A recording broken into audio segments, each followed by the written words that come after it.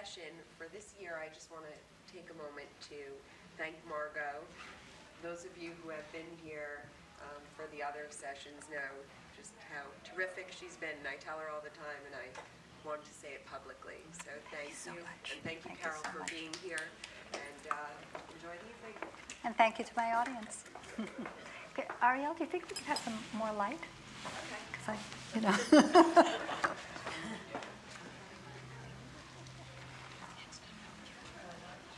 That's good. Thank you so much. Well, good evening and welcome. I'm just going to give these ladies a moment to sit down, and we'll begin.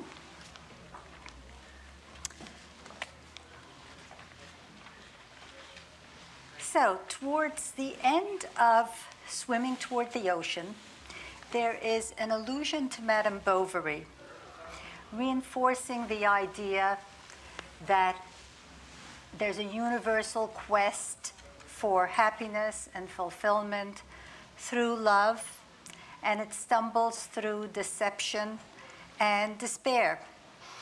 But unlike Emma Bovary, Chenia Arnow's story is not tragic, I think, but rather bittersweet. I'm pronouncing her name Arnow. I don't know how you want it pronounced. Is it Arnow or Arnow? It's Arnow. It's Arnow. Everything's anglicized. It should be Chenia, but it's Chenia. Really? Because people can't manage it. Okay, I may have trouble with That's Chenia, fine. actually. That's I think fine. of her as Chenia already. Think of her however you wish. So the Arnow family are immigrants to America, rather recent, though not rather recent immigrants. Chenia came at the age of 16. Now she is 45. The Korean War has just ended. The place is Coney Island. There are 2 children in the family, and suddenly Chenia finds herself pregnant. The story begins with her attempt at self-induced abortion. Although the reference is to Madame Bovary, I think that there may be a more appropriate comparison to Kate Chopin's The Awakening. I don't know how many of you are familiar with it.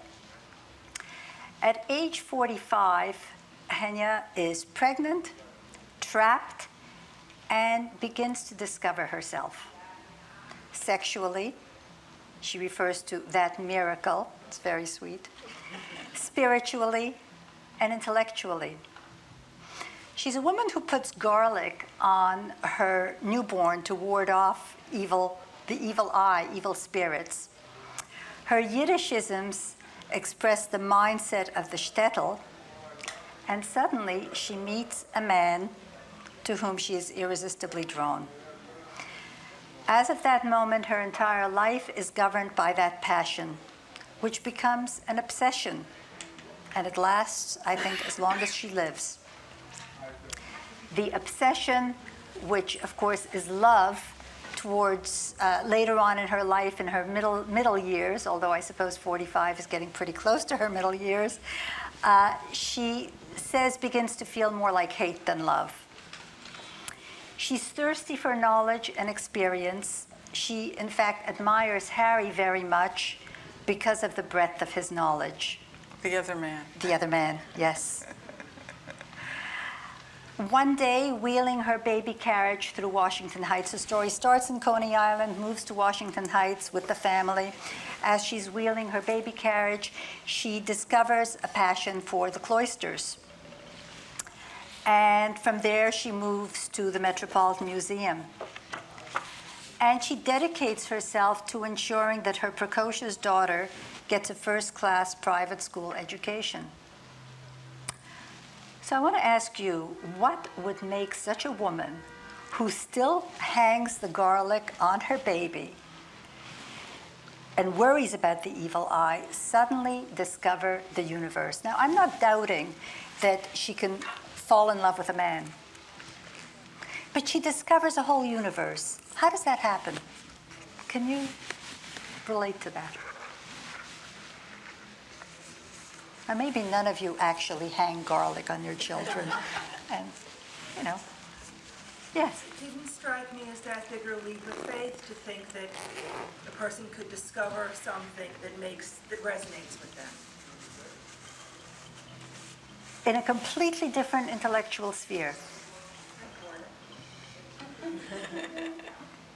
More power to you, I think, because I think it's a very positive statement.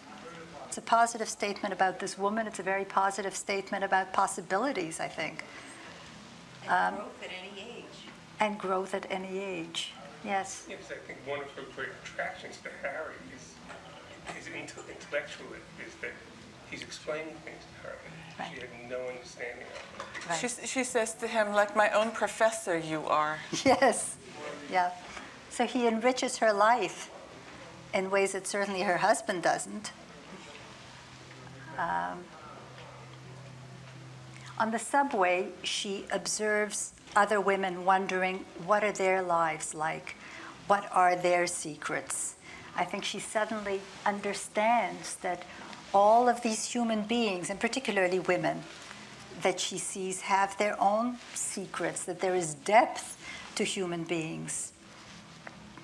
And she fantasizes escape, and she calculates the possibilities, and she comes up short and twice attempts suicide. What I find most intriguing about this novel, I must confess, is the point of view. Because we have here an omniscient narrator who is the child that Chenia tried to abort. And when the story opens, she imagines her mother, because this is the perspective from the womb.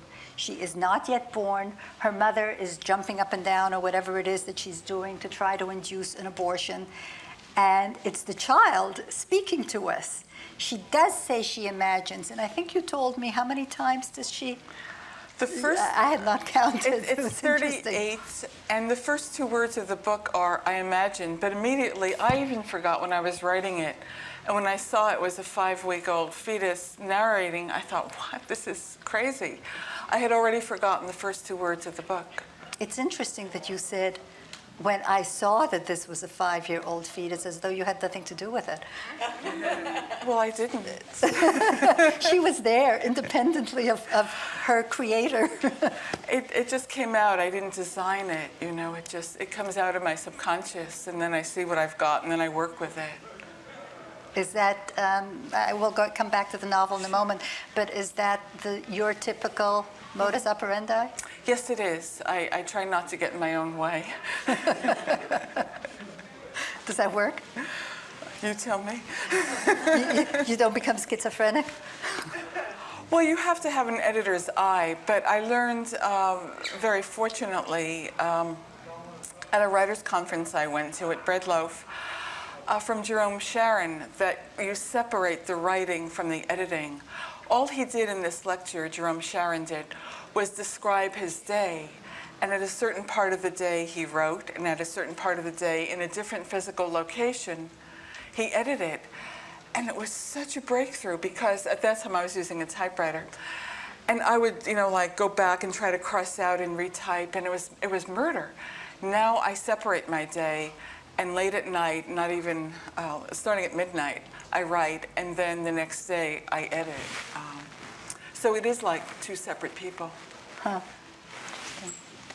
Well, our last book, which was 1185 Park Avenue by Anne Royfie, was a memoir. And we dealt with the subjectivity of such a narrative. Now here also, I think we have this kind of subjective, even though she's an omniscient narrator, my reading, and please feel free to correct me and tell me I'm completely wrong. At the end, we learn that Devora, that's the child, the daughter, herself has had a failed marriage and an obsession with another man. So I have the feeling that the story she's telling is her story and not her mother's story. In other words, that what she is doing in imagining, and I'm sure that there is a great part of it which is true, but she imagines this passion that her mother has, and it's really her passion, and it justifies her existence. What do you think? Well, I think when there's a point when she is young, her mother disappears for a while, and she has this need to understand her mother and why her mother does what she does, and she starts writing in her journal things about her mother and keeping track. I think at some point the stories merge, but I think the initial impulse is to understand her mother and make sense of her relationship with her mother. How they were very, very close, and how could her mother seemingly abandon her? And so she's trying to work this out, I think, for herself. But it is, you don't always know what she imagines or what she actually knows when she grows up. Because memory is deceptive and tricky, and different people remember different things. I mean, her siblings remember different things from what she does. See, I thought that my reading might be able to account for this peculiar mix of the old world superstition and the feminism. Well, on the question that you asked earlier, yes, she's old world, but she's very feisty and strong regardless. She's, but at that time women were, sort of subdued. But still, she's had that in her. For example, when she goes to the bank and they ask for her signature, her husband's signature, to open a bank account, what does she do?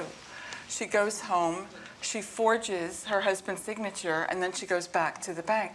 Not because she's immoral or, a liar, really, by nature, but because she has a strong sense of what's right. And I think there is that contradiction. And over time, as she gets more educated, she lets go of the evil eye. I think people have contradictions within themselves. Let's get back for a moment to the daughter's life, because there is obviously a very good reason for this addendum, if you like, to Chenia's life. The daughter who has had this relationship with another man. We see her afterwards in a happy marriage, and she gives birth to a child, and so on. Can you tell us what you were thinking and what the purpose of that was for you? I don't think when I write. This is true. I mean, it's my job, in fact, not to think, and that's what I tell my students. I write purely out of the subconscious. I let it flow, which is not to say that I don't revise. I then go back. I mean, I know every one of the 110,000 words in the book. I've gone over and over and over them. Because sometimes something works, it needs something, it has too much. You have to work with it, and I do it endlessly. But I don't think, and I didn't do anything, in particular by design. But tell me the question again. What is the editor then? You, the editor, think of that portion of the novel when we find out that the daughter has had a parallel relationship. Okay. I didn't know this, but at this time when I wrote this, a friend of mine who was a shrink in Seattle, Barry Grosskopf, was writing a very wonderful book. And it's a book about how family secrets are passed along from generation to generation, even when you don't even know what the secrets were. Somehow they're just transmitted.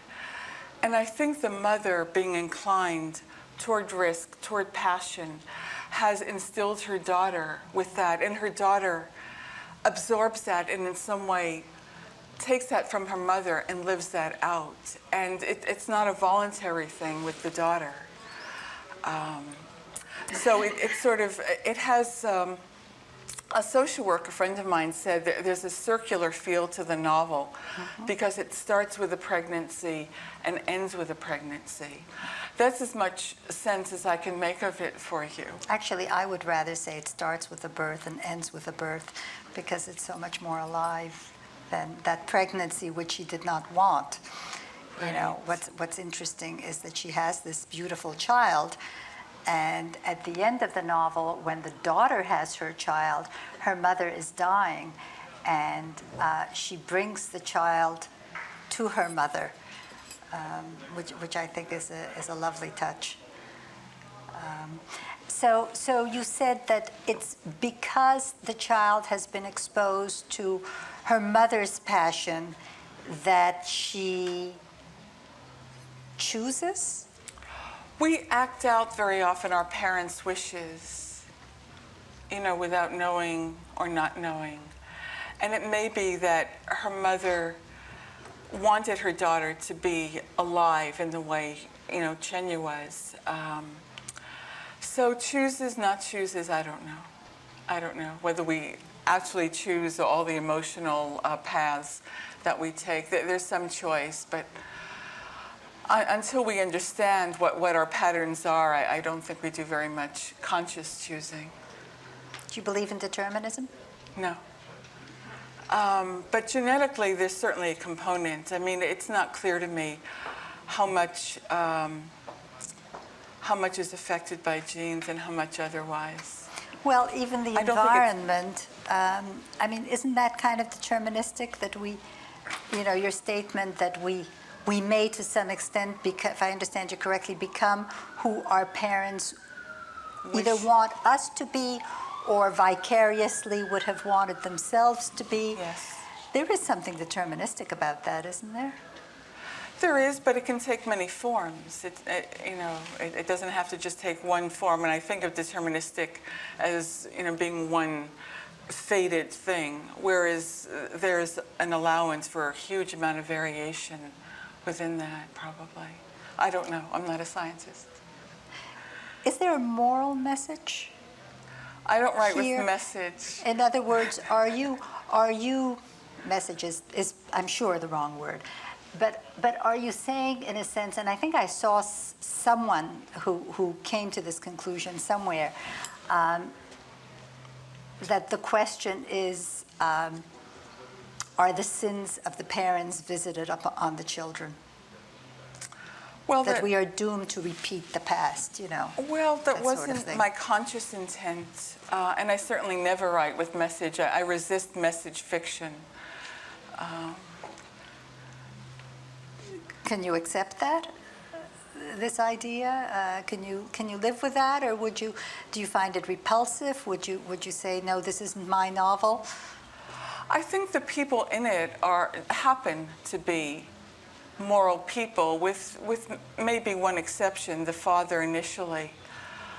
But that doesn't mean they always do what's right. I mean, I think they want to do what's right. And there is something in them that strives to. I mean, Chenia fights this affair. She says, "What is it with me?" I mean, she's not looking for trouble. And yet it takes hold of her. So I think there is morality in the novel, but not by intent. I'm not trying to tell anyone they should be moral. If the father, the one who is somewhat immoral, ends up with, with the worst lot, Yes. he loses. He's the loser in the end, Goldie isn't so bad. Well, is that partly because of the point of view, I wonder, because I think since the daughter's telling this story or seeing this story, she's doing quite a job on her father. I mean, she doesn't give him a chance, really. He's a philanderer, he's an opportunist, he's terrible. And she doesn't see in him really, with one or two exceptions, she doesn't really see in him the psychological depth that she sees in her mother. Well, Reuben is not so complicated, but I think Devore imagines that her father did not have the education his brother had. His brother is a lawyer. He did not have the opportunities. He's not a good lover, but then he had very little sexual experience. There are points where Devore tries to understand her father, and maybe she doesn't do a good enough job of it. He strikes me sometimes like a character out of Molière. He gets his comeuppance. He's a buffoon, really. I can think of Chenia as a character in Chekhov, but I have to think of Reuben as a character in Molière. I mean, he's funny. He's really funny, and we want to laugh at him because, he makes such a mess of things, and that's okay. It's fine. It's fine. Laugh as you like. So keeping in mind the perspective of the narrator, this marriage of Chenia's and Ruben's is a sorry state of affairs. They have no shared goals. Each one seems to be running on his or her own track. Each wants something out of life and pursues it, but they are completely separate tracks. It's very sad. I think a lot of marriages were like that. I mean, the father basically went to work, right? Brought home the paycheck. The mother kept the household going, raised the kids. And I mean, I never heard the word goal when I was growing up in my friends' families and relatives.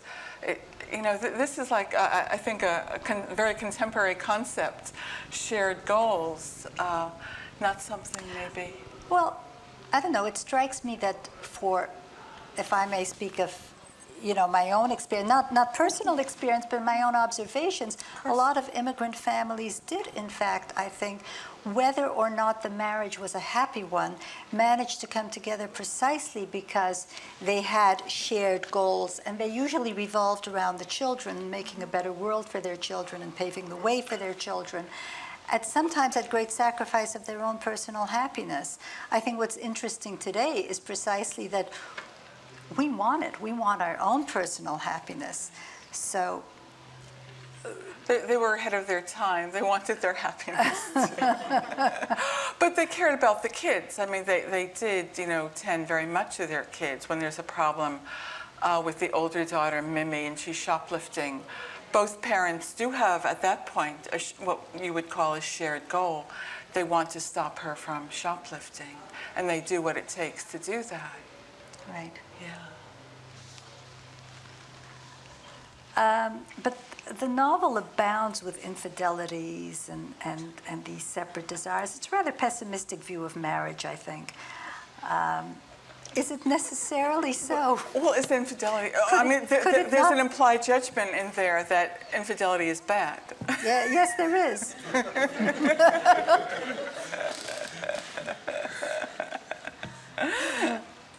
Yes, yes, yes. In our last book, too. Mm-hmm. It was. I've forgotten it already. Really, Well, Useful I think- Gifts. It was in Useful Gifts. It was, no, I think Oh, the in Anne memoir, Royfi's- in Anne Royfi's in Anne Royfi's. memoir. Oh, okay. Well, clearly it takes a toll on the people involved, on the children, and on the individuals, because poor Chenia suffers tremendously because of this passion. I mean, she's torn asunder. And Ruben, who is trying to juggle his two women at the same time and can't seem to do anything right, isn't very happy either. So I'm not sure that these infidelities lead to happiness. What is this telling us? Well, lead to a permanent state of contentment. Certainly, there are moments of happiness. I mean, there are moments of passion worth risking the rest of your life for. You don't always do the wise thing. A lot of women nowadays know from bad men, right? And you get involved with someone, and it seems to you at that time, you can see that in the longer picture, it's foolish, but in the shorter picture, it's compelling. And to that extent, they're compelled by their relationships in kind of a short-sighted way. But, it's a trade-off. I mean, the kind of passion that makes you feel very intensely alive for a kind of contentment that, one day doesn't vary so much from the next day. So happiness, I think you mean a kind of contentment. I mean fulfillment. Fulfillment. That you don't get from another person. I don't. But they Yeah. want to. Yeah. That's exactly where Right. they are searching for it. Right. At least Chenia is. Yeah. Well, she Well, does. Yeah. could she not, I mean, is there a point here also that it actually would not be possible for her to find it anywhere but in a man? Well, she's had such a limited education. I mean, really, really limited. And, you know, I mean, she's 45 and hasn't yet discovered the ballet and classical music. And when she worked as a seamstress. And so it's a very insular world that she's been in. And it, you know, nowadays women, you know, raise their kids and then they go to law school. My cousin is doing it in Great Neck. And that's a very common thing. But in those days, it was the very, very exceptional woman who went back to school and pursued that. And that is, I think, just so far out of Chenia's ability and knowledge to do. You know, there's a scene in which, again, she's, I think she has just come from the cloisters, she's in the park, and she observes a father and a little girl. And it's a very warm relationship, and she seems to be looking at this gentleness and this attentiveness of the father with envy. She's struck by the fact that a man is caring for his child in the middle of a day. This is not something she knows in her world. You know, even after hours, when the father comes home, he's not likely to care for the kids because at that time it wasn't a very usual thing. If you have questions or comments, just jump right in. I would, yeah. Well, I was just wondering, the story takes certain turns where it could go certain ways. For instance, let's say Harry isn't married. What would have happened? It's a good question. Did you consider that? I mean, No. You just let to you? No. In fact, you know, when I started writing it and I saw, you know, the fetus was 5 weeks old, I thought, you know, this is weird. All right, so then the baby is born. You know, she tries to miscarry. It doesn't work. The baby's born. She's wheeling the carriage down the boardwalk, and here comes Harry. And they chat, and then they part. And she starts obsessing about him. She's already met him before. Right, but I still didn't know where the novel was going. And then one day, she takes her older daughter, Mimi, to buy shoes. At that point, I still did not know what the novel was about, and she gets into an argument with the shoe clerk. And she thinks he's not serving her properly because she is an immigrant. And so, you know, she raises a fuss, and he goes and he gets the manager. And when the manager of the shoe store comes out, it's Harry. And believe me, I almost fell off my chair. Because, you know, even though I try not to censor as I'm writing, at some level I'm thinking, why is she taking her daughter to a shoe store? What is so interesting about that? But I kept going. And then when he was the manager of the shoe store, then I knew Harry was going to have a big part in this novel. You know, up until then. So but I had no idea how it would play out. And I guess I probably sensed early on that he was married. I probably just got that. And so when, you know, in the brief moments when we're in his point of view, it's a guarded point of view because he doesn't want to reveal to her his situation. But what would have happened if he wasn't married? Would she have divorced Reuben and lived happily ever after? I doubt it. I doubt it, but I don't know why I say that. Because they I have a divorce feeling that in almost all the relationships, you kind of had a choice of either a Saul who was kind of placid, steady force or something fairly uninteresting, or a lover who could not be a spouse. That you didn't really have a choice. Yeah. You were going to comment? I'm sorry. I just said she wouldn't have gotten divorced because people didn't get divorced in those days. Yeah. But she did. She did get divorced when she came into money. Actually, her daughter came into money, which is a whole other thing that I want to talk to you about. And by then she had enough reason. I mean, now she knew her husband wasn't just playing cards every night. every single night. Right. He had a lot of card games going at the same time. And it's at that point, actually, that she comes to Harry and she offers marriage. Yes. And he says, but I'm married. I thought I told you. Oh, come now. Or I thought you knew. Is it I thought I told you, or I thought you knew? I thought you knew. I thought you knew. I thought you knew. Yeah. You're right. Yeah. I thought you knew. Yeah. So let's talk for a moment about this inheritance, because there are a lot of these coincidences, such as this. I mean, this is rather unusual. The daughter inherits a lot of money. The family makes a radical shift because of it from someone who's a virtual stranger. I'm going to ask you a question that, perhaps you can't answer, but why? Why?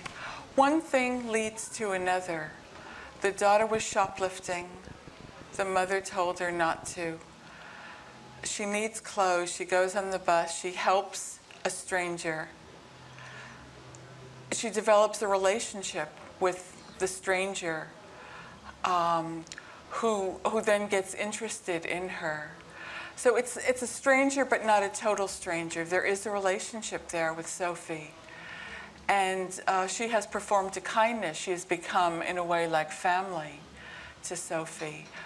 Things happen like that. Unbelievable things happen. Yeah, I know a true story like that. See? Really? Yeah, of course. Of course. I And know then- 7 people like that who died paupers. The way I found out my ex-husband had moved to Chicago, I had been in New York and for my mother's funeral, and I flew back. I had to change planes in Chicago. I was walking through the airport, and there he was. And that was, I had no idea he had moved to Chicago, and I ran into him at the airport.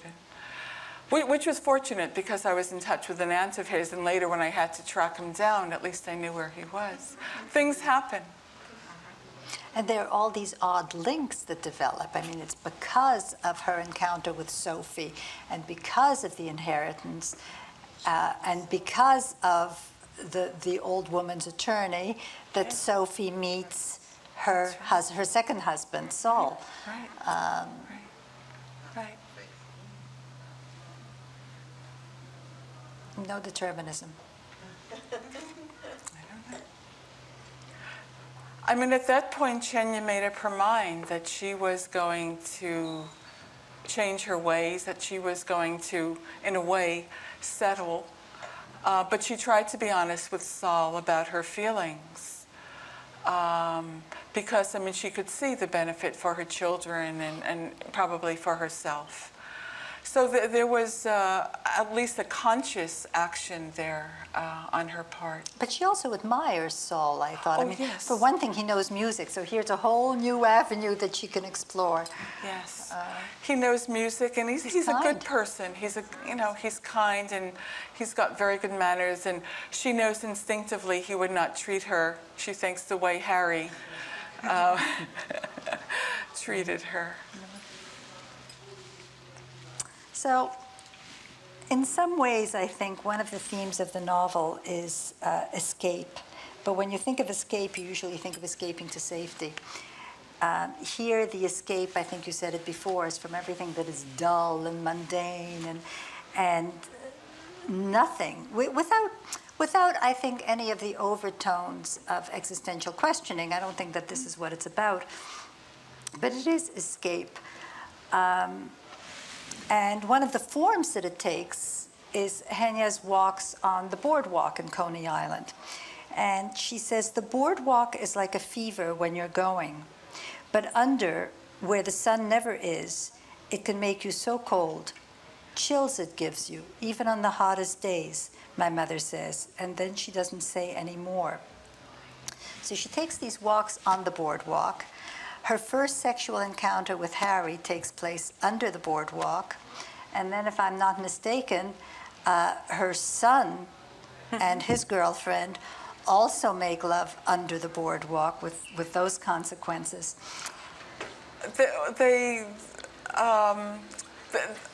They're not totally intimate under the boardwalk, but they start becoming intimate there. The son. Yes, The son and the girl. Yes.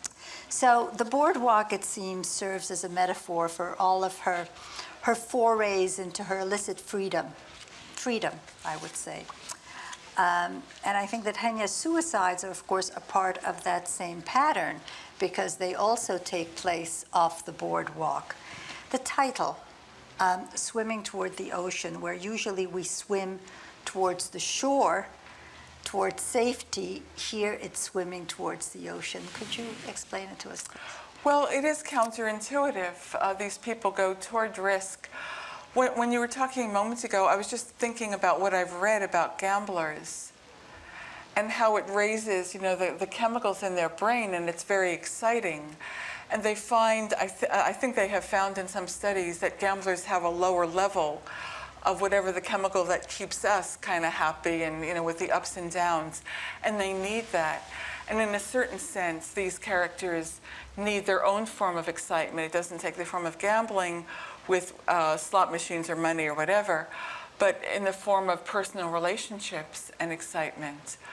So, and I mean, the ocean is wild and untamed, and Chenia is just drawn irresistibly to it. When they move to Manhattan, and she goes up to the top of Fort Tryon Park and looks at the Hudson River, it's so boring. It's so tame. It's not the ocean. It's just different. So this risk-taking is very exciting, and I suppose it is, in a sense, life-affirming. But there is an episode. She's already married to Saul. Saul takes a business trip, and she meets this Polish American and has a sort of a brief flirtation with him. Actually, it takes place over the course of several days. So here she is in a good marriage with a man she appreciates. And I don't think that this person is terribly attractive to her. No. And yet, why does she do that? I don't think she flirts. She's very afraid of her husband flying. He's an importer, and he's flying over the water. And, flying at that time was not such a common thing. And she is terrified. And she's walking down the street, and there's a plane overhead, and she collides with this person. And she breaks the heel of her shoe. And this person, he's interested in a fling with her. She's not particularly interested in him. But they wind up, he goes with her to get her shoe fixed. And then the next thing is he invites her to lunch. And it becomes a distraction for her, a way of just passing the time while Saul is away. And she has, I think, no intentions toward this person. I mean, there's no sense, and certainly in my mind, that she really wanted anything to happen. But he offers her a distraction. He invites her to the theater. And she decides, she says, I'll buy my own ticket. Well, of course, he doesn't let her buy her own ticket. So she winds up seeing him a little bit. And when he does make a move toward her, she resists. So she's not really flirting with him. She's using him in a way. But she must have known that there was an element of danger in what she was doing.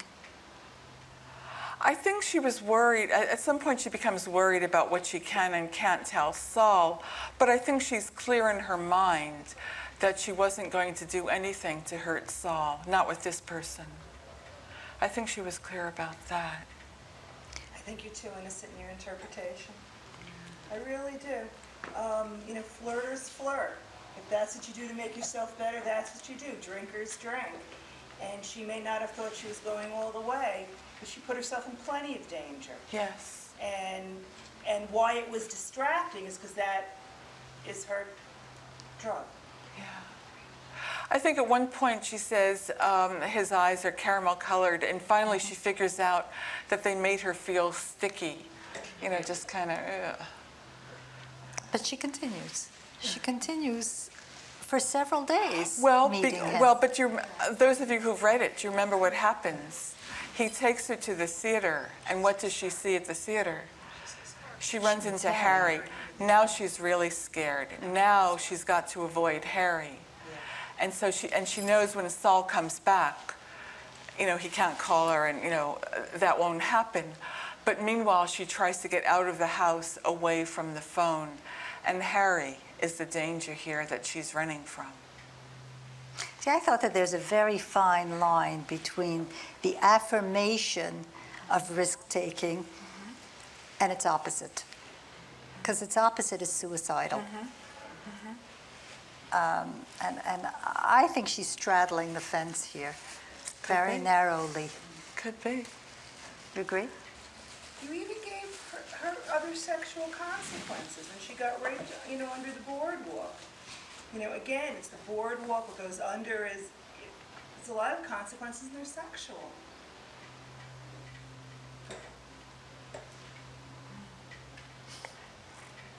Let's talk about the metaphor of water for a moment.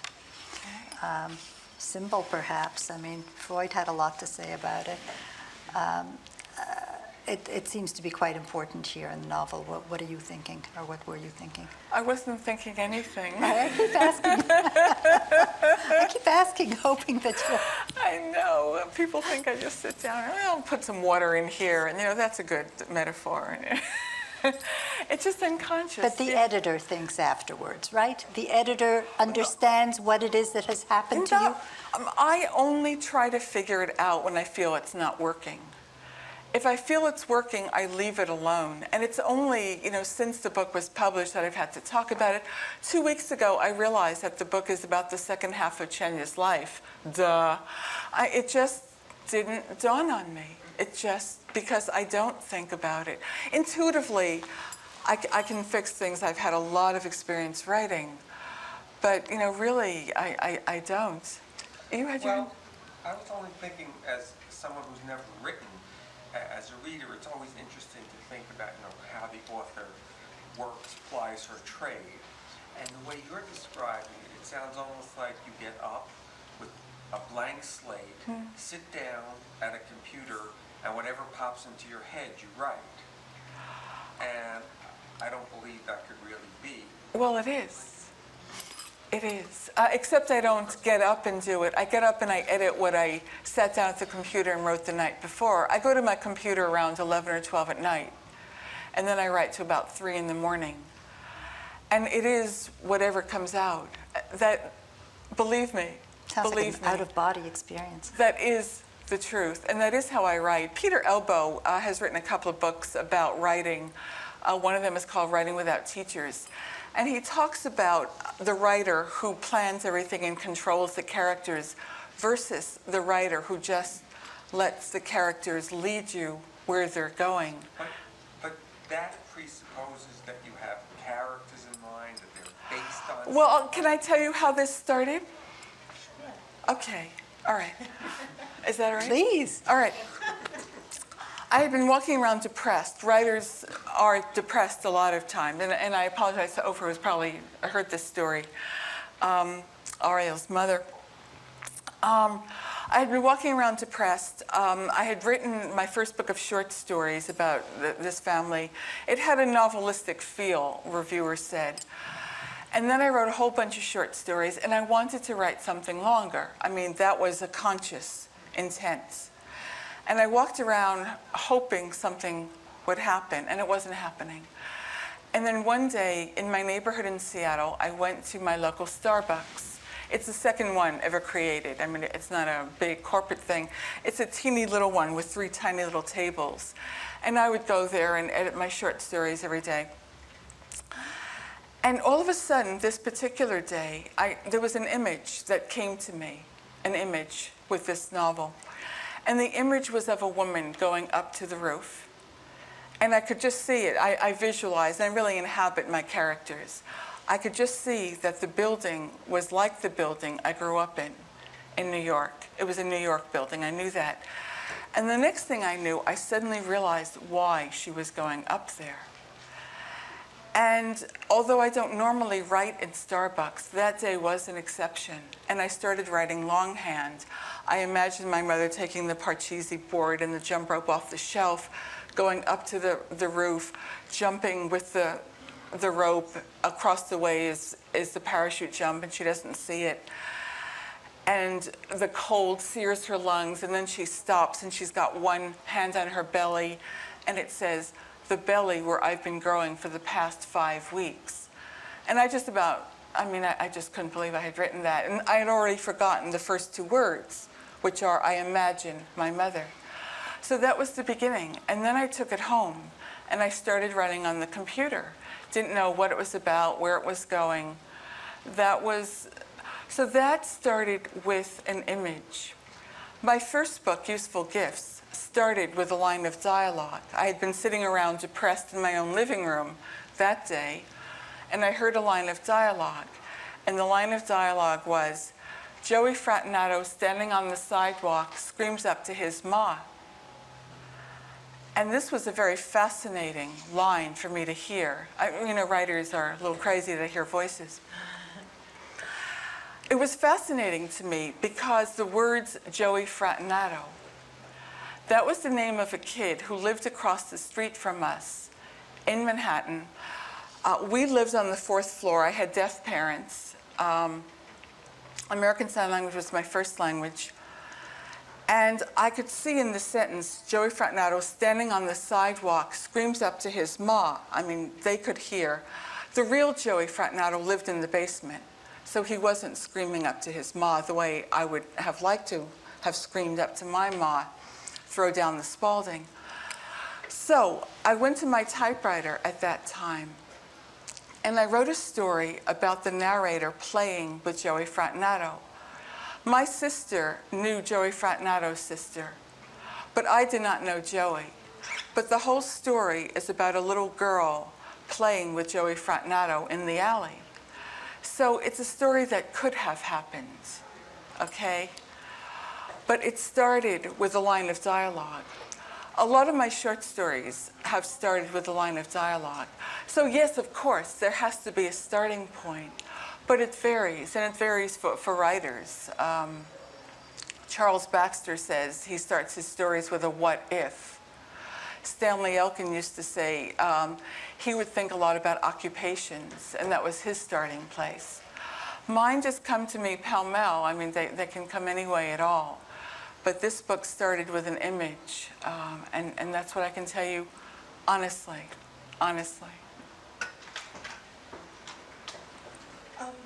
I didn't feel Devorah's pain, and I was surprised by it at the end.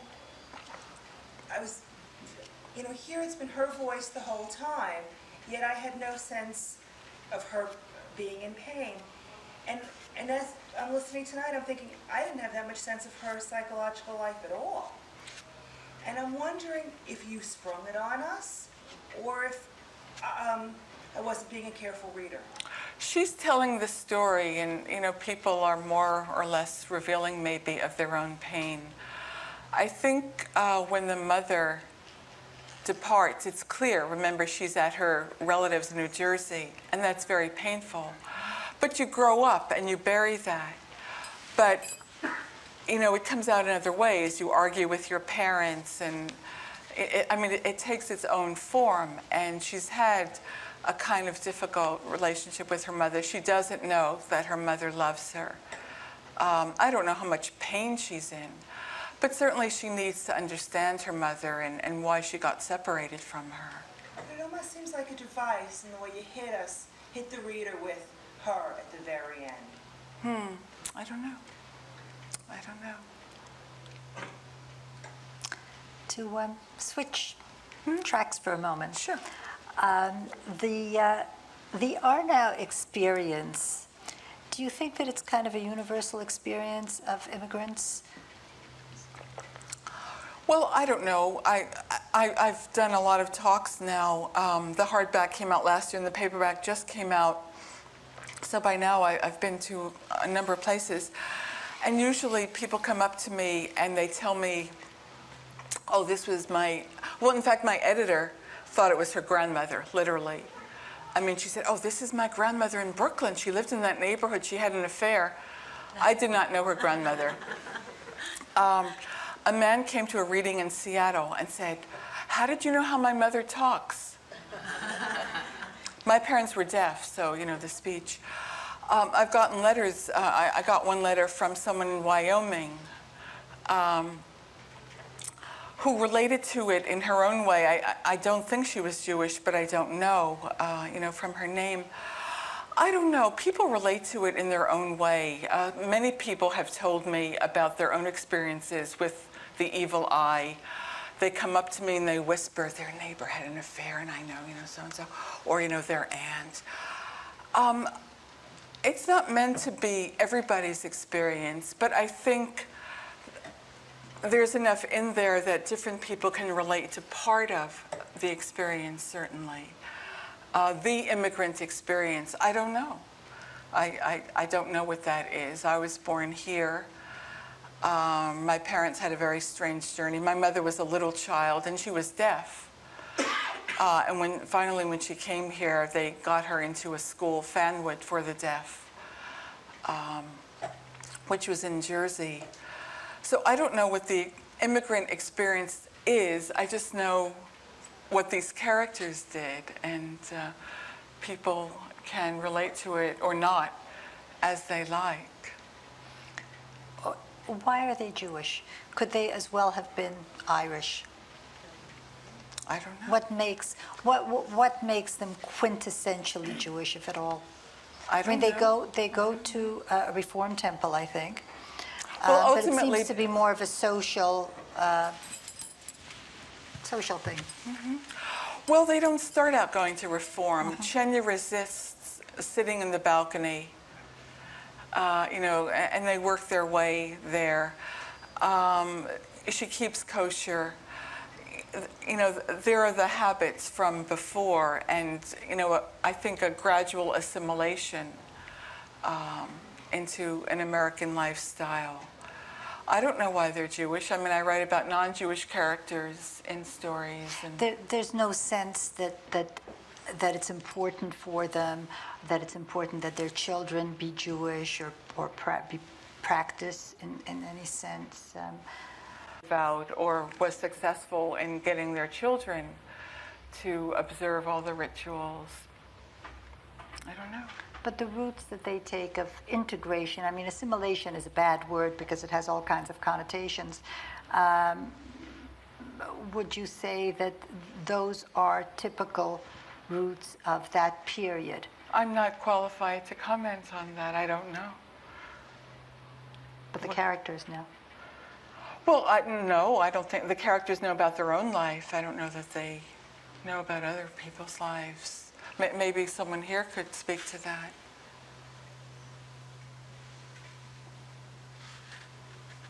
Okay.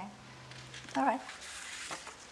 So you mentioned Useful Gifts, which is about a family with deaf parents and hearing children. And I guess it was to some extent autobiographical, at least in its premise. My parents were deaf, and this family in Useful Gifts is deaf. But as I mentioned with Joey Fratinato, it could have happened, but it didn't. I never talked to Joey. And most of the stories are like that. Let me just backtrack for 1 second and say that the only autobiographical thing in Swimming Toward the Ocean has to do with the cloisters. Because my parents would take me, my mother took me to Fort Tryon Park to see her deaf friends, and I would run around the park and I'd go up to the top, and one day I saw mothers and kids going into the cloisters. I didn't know what it was, and I ran in with them, and I was utterly fascinated, and I kept going back, and I didn't have the kind of family who knew from museums. I mean, they couldn't say this is a museum. I just kept going back and back on my own. I was, you know, a little child. So the reactions of Chenia in this novel, I actually were mine, and those are very definitely autobiographical. With Useful Gifts, the family, the sign language, of course, I hope that's authentic as I knew it, but the things that happen there might have happened given some of the personalities I knew when I was growing up, but it never happened like that, with one exception. My sister did enter a drama contest on, they used to advertise it on the matchbook. So that is literally true. How well do you know Brooklyn? I was born in Coney Island Hospital. My family moved when I was 6 months old.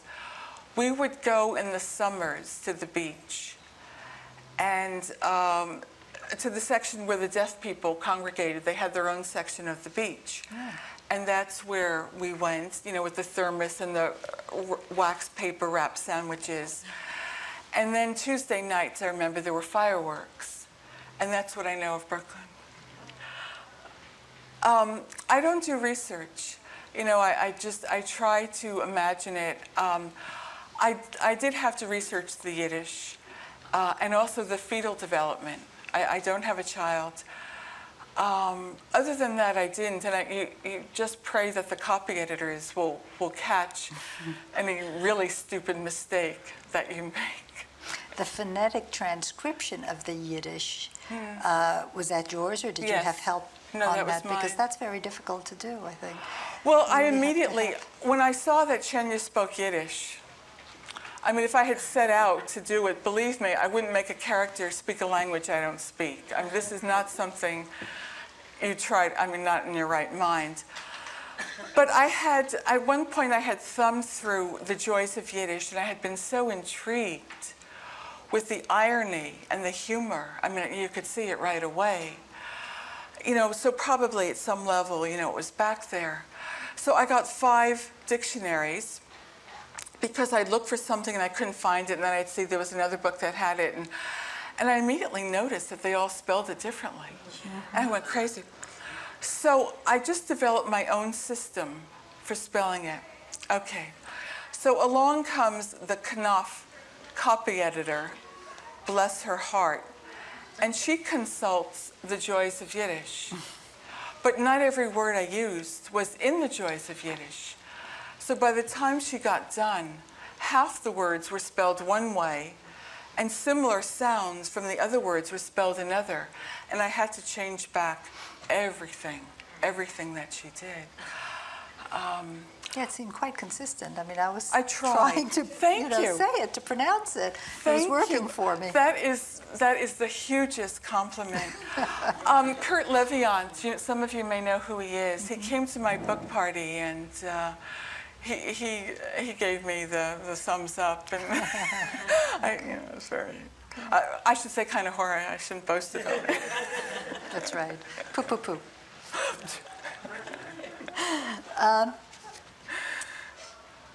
Is Chenia a good mother? What do you think? She did the best she could. I was surprised that Dvorah questioned whether her mother loved her. To me, it seemed very clear through the whole book that she did. Well, she couldn't tell her just as she couldn't tell her other children, because that too was part of the evil eye, I think. I think that's really She Told did. words. She didn't give her compliments. She didn't praise her. She left her. Dvorah has a very distinct memory of being abandoned. You abandon a little kid, and that raises a huge amount of questions. And then you take up with another husband, and you change. It lingers. I think Chenia was a very good mother, and as good a mother as she possibly could be. If you weren't into praising your kid and saying, I love you, which nowadays, of course, parents say, but then they didn't say. They didn't say that. So she did the best she could, given what? What sort of circumstances would... I'm sure her parents weren't very loving either. So what did she know about giving? Not all that much. Do you think that loving and being demonstratively loving is in some way tied into education? These days we have an explanation for everything, but lots of people did this very intuitively for many, many generations, it seems to me. Lots of people didn't. Right. That's right. A lot of people didn't.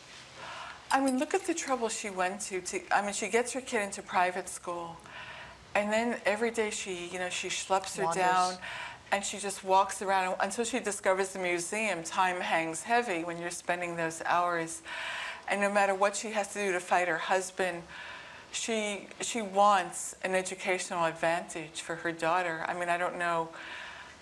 You can't be a better mother than that. I mean, that is what you're offering.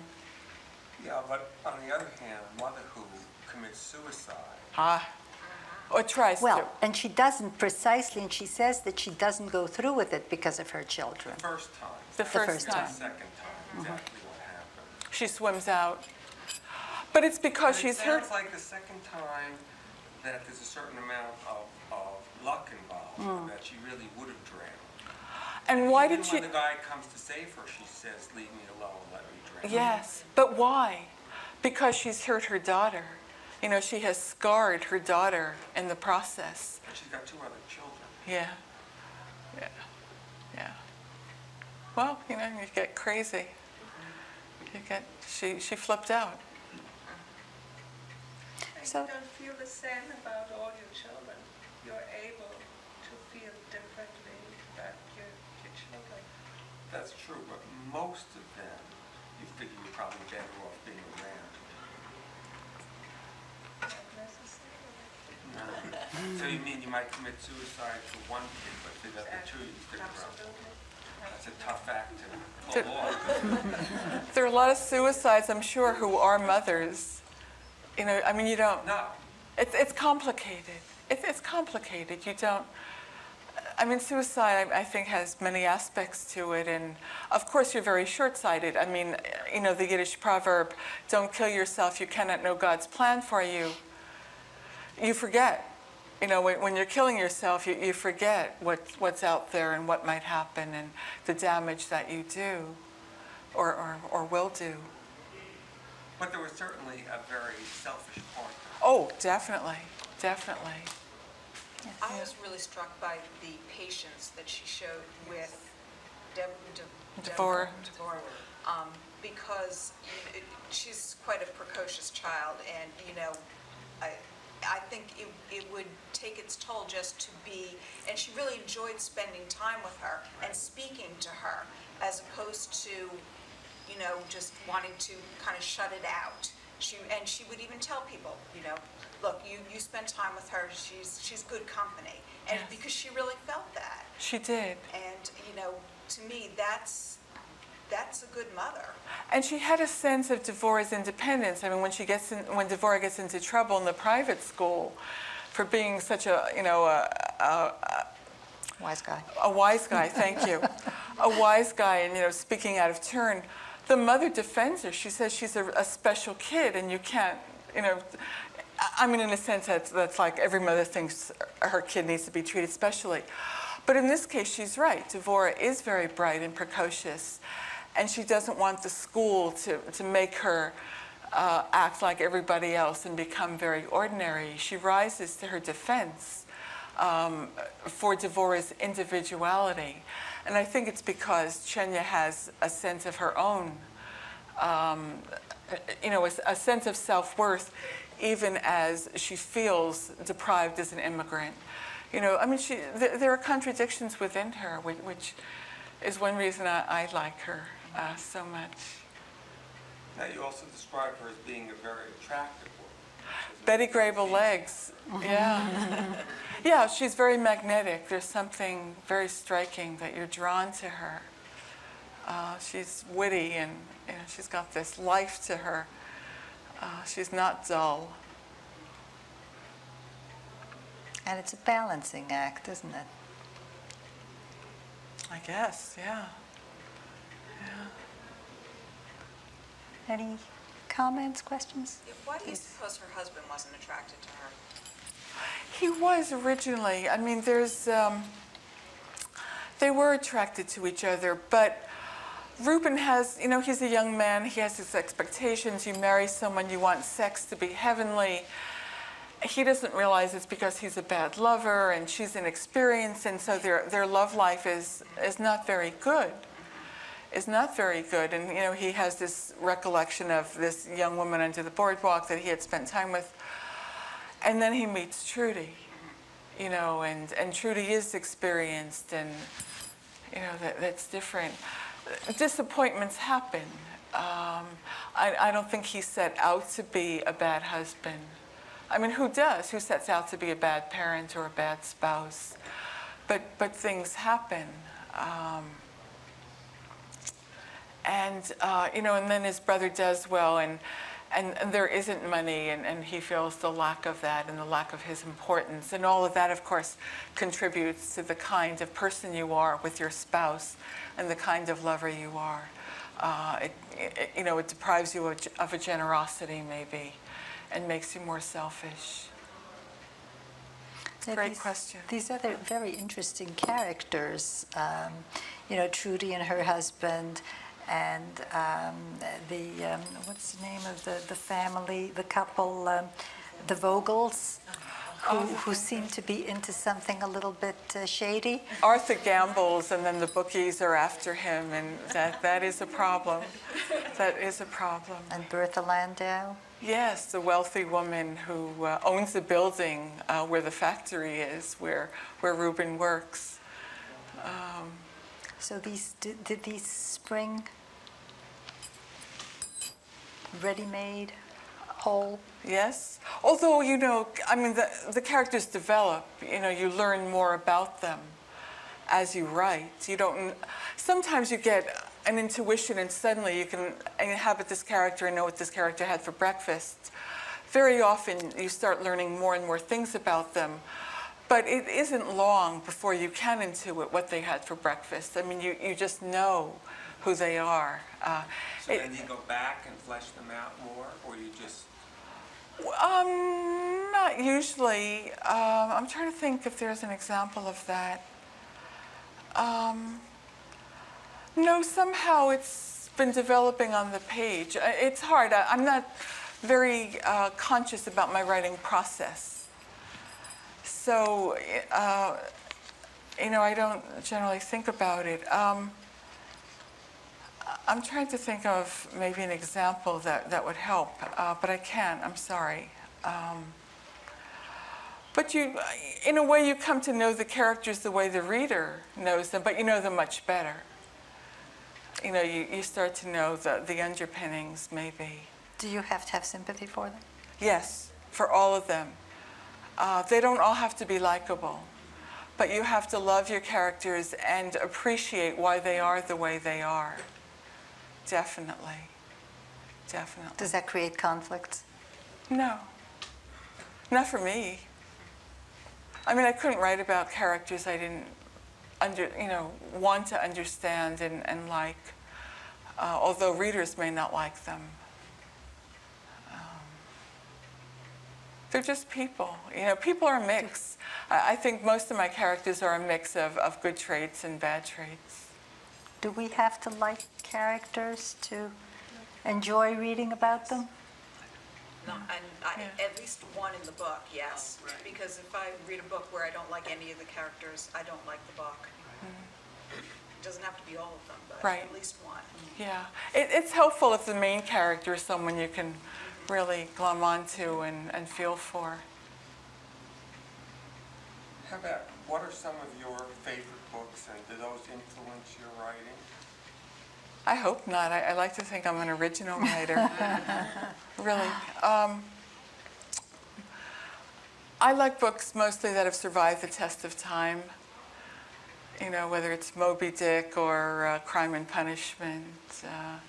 Not people I write particularly like. I like Lawrence Durrell. I love his sense of language, the Alexandrian Quartet. I like the classics. I mean, there's much to appreciate in a lot of writers, whether it's Hemingway or,